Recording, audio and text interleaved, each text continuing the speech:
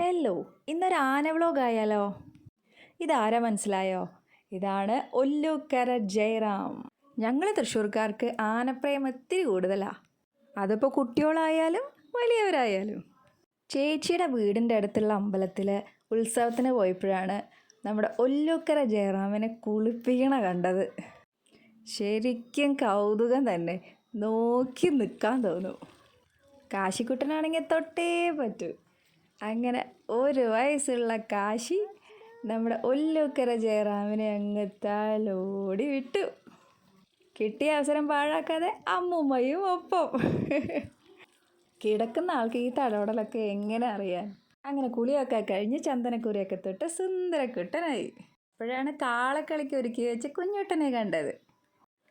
അങ്ങനെ അതിനോട് കുറച്ച് വിശേഷങ്ങളൊക്കെ പറഞ്ഞ് അതിനെ ഒന്ന് തലോടി ഒരു ഉമ്മയൊക്കെ കൊടുത്ത് മനസ്സില്ലാ മനസ്സോടെ കാച്ചൂട്ടനും അവിടെ നിന്ന് പോന്നു. എന്നാലും കാശി ഹാപ്പിയായി, ഡബിൾ ഹാപ്പി.